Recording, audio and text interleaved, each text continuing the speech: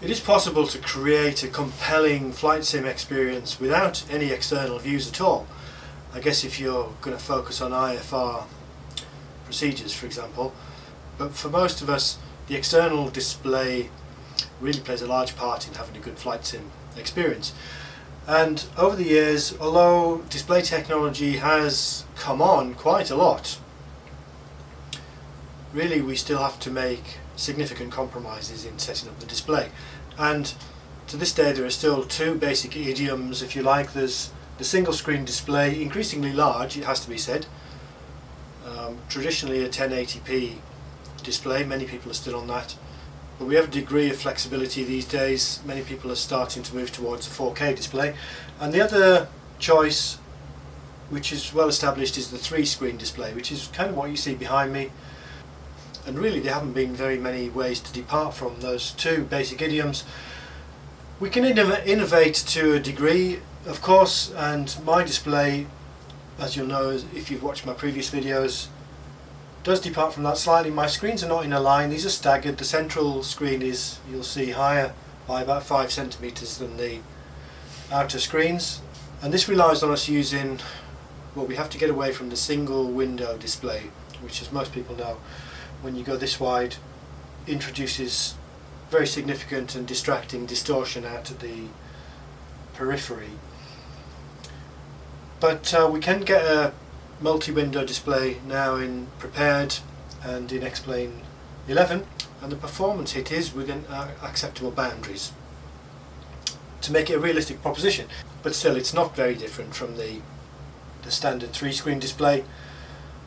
You know, the only option really traditionally has been to go bigger, and people have, you know, used, you can get 1080p monitors a lot bigger than this. 1080p monitors, I have to say, is kind of on the limit of acceptable performance, at least without buying or creating some sort of supercomputer. People have, you know, some people do claim to have run 2 or even 3 4K displays, and that seems just wildly implausible to me, certainly with a single PC driving them.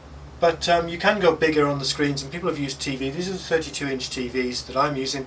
You can use, you know, 40-inch or larger TVs, but of course the resolution begins to tell, and everything just kind of gets fuzzy. So back to the plot. The main problem really with this 3-screen display like this, even with multiple windows, is, you know, it's very narrow. The aspect ratio is absurdly wide, but the vertical viewing angle is very narrow. So it's difficult to find ways around that. Now the reason I have my screen staggered is because that gives me something of a downward shifted view at the outsides. I did try briefly as an experiment on a multi-PC setup, monitors at the sides, which gives me a sideways and also downwards view, and that was, I mean, in terms of the view that it gave me, was absolutely fantastic, and it would be great to replicate that in this setup. But the other thing is, this front display isn't particularly wide, and so it would be a shame to lose the extension of that front forward display as well.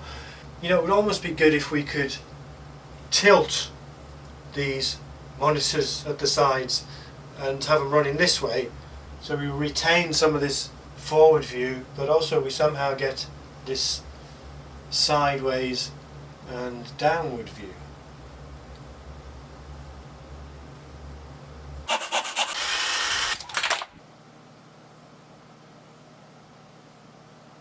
So here we are in action. We've got one of the screens set up by way of experiment. I've got the left hand screen tilted down by 20 degrees more or less, and then I've gone in and modified the view group, and substantially the only thing I've done differently is I've changed the rotation or roll offset for the left hand monitor, and then of course I've had to change the pitch to make the views match up as I did before. I'm not really sure what's the correct way to do that, because there are some discrepancies with the overlap depending on how far up or down you're panned. Particularly I'm talking about when I'm using Track IR. Track IR does still function as we'd expect,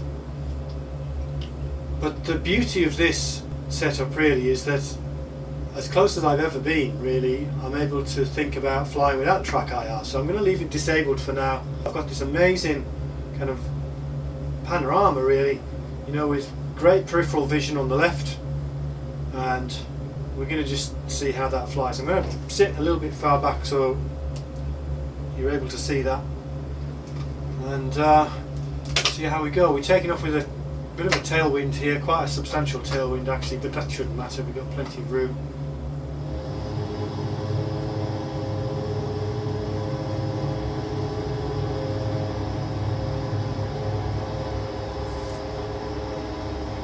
This is Orcas Island, still in P3D of course. So I'm just going to keep it low-ish for now, so we can see what we can see. Again, don't forget that track IR is disabled at the moment, so the view's remaining fixed.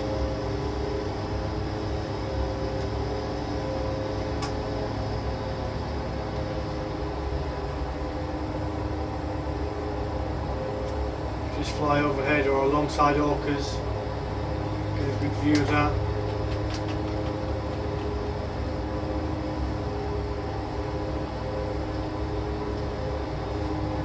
If we turn on the track eye, you should see we can still look around.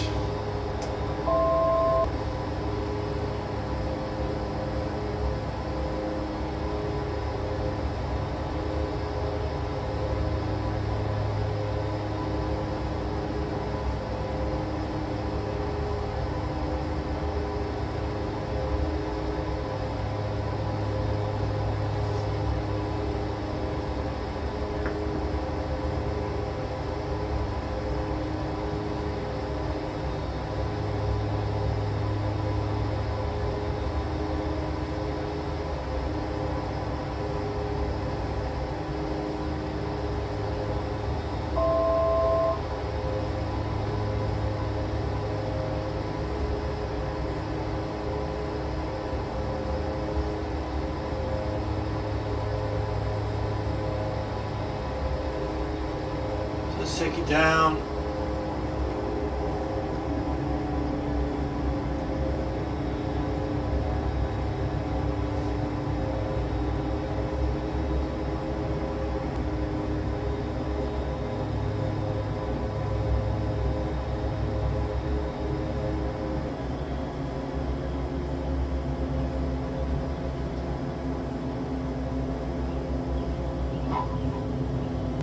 And this is just to show you can make it work in X-Plane 11 as well, using the graphics setup screen. You can see I haven't quite got the horizons matched there, but we're getting there. Just going to take a little bit more tinkering. I won't go through the details of how to do that in X-Plane. I think I've done that in another video, and it's analogous to the view group setup in P3D, just the details are different.